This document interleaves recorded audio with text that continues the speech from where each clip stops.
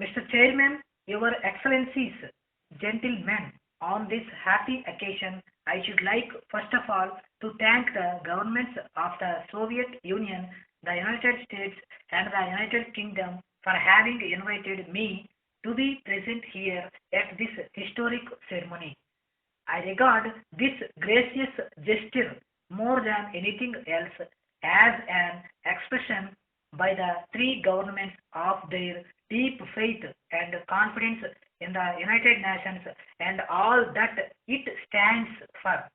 In the situation that confronts humanity today with the accelerating arms race and with no significant abatement in mutual suspicion and mistrust, any agreement between the major powers is a significant event.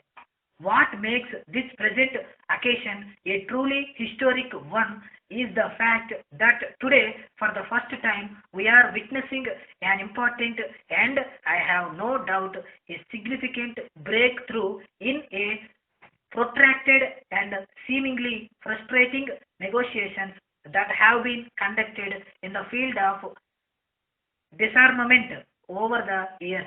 The agreement has been made possible by the statesmanship and courage displayed by the leaders of the three powers and equally by the untiring and devoted efforts of their able negotiators, to all of whom I extend my sincere and hearty felicitations. It is my earnest hope that in the same spirit of accommodation and understanding that characterized the recent negotiations, every effort will be made now to reach agreement on the discontinuance of all test explosions of nuclear weapons for all times. It is clearly emphasized by the preamble to the present treaty itself and is devoutly hoped and prayed for by people all over the world. The agreement signed today will not eliminate the risk of war, only general and complete disarmament, only establishment of adequate and effective international machinery for maintaining peace will achieve this. This thought has no doubt prompted the signatories of this treaty to proclaim in its preamble that their principal aim is the speediest possible achievement of an agreement on general and complete disarmament under strict international control in accordance with the objectives of the United Nations. However, as a three-power communique so rightly puts it, the present agreement constitutes an important first step towards the reduction of international tension and strengthening of peace.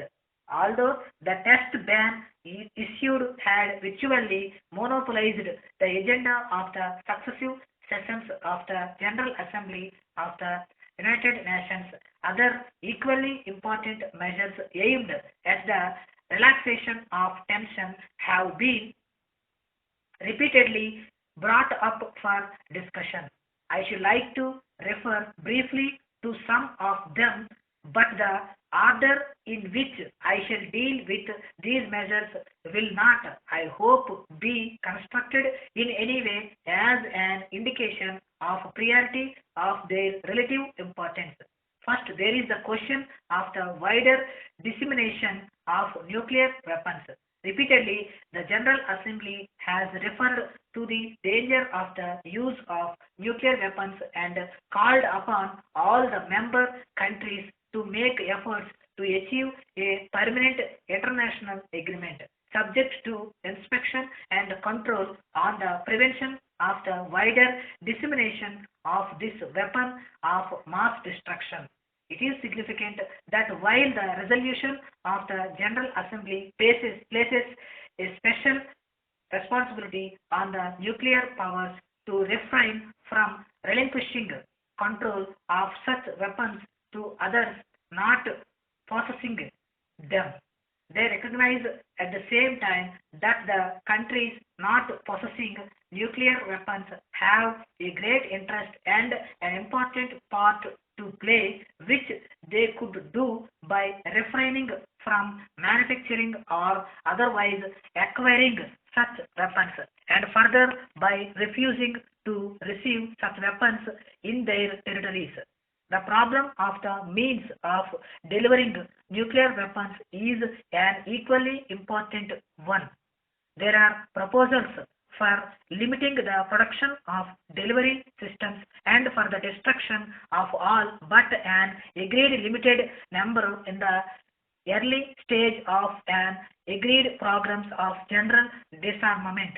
It is my earnest hope that this important issue will receive further consideration by all the parties concerned with a view to reaching a satisfactory solution.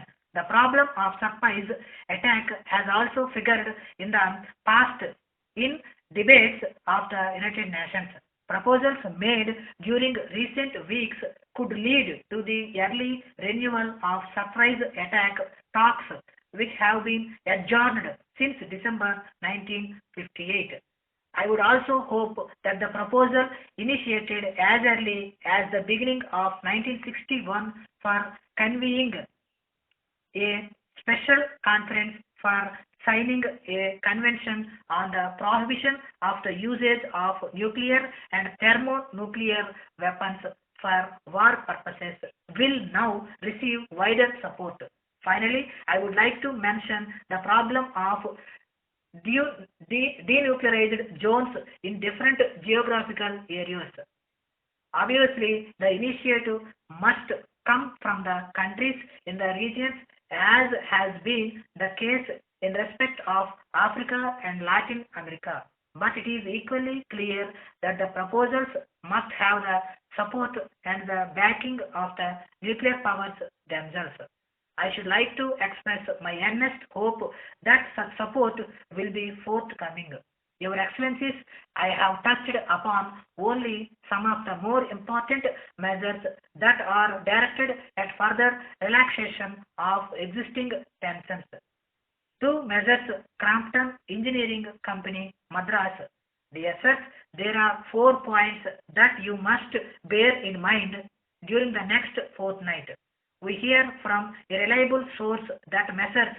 Blackery Limited are making inquiries in our district and that they may decide to buy property for business purposes. The statement is that they will reach a definite decision at the end of this week. Please do your best to keep in touch with these developments and let us have at once any information that will prove of service. As desired by you, we have been in direct communication with Messrs. Mahendra and Mahendra, but unfortunately, we have not brought matters to a successful conclusion. They think that if you call upon them, they will be able to make a suggestion, details of which they say can be far more satisfactorily communicated to you than expressed in a letter to us. We have promised them that they will hear from you early next week. Please get in touch with them soon and endeavor to reach a settlement. We have had a letter not very long ago from Mr. Arthur of Calcutta.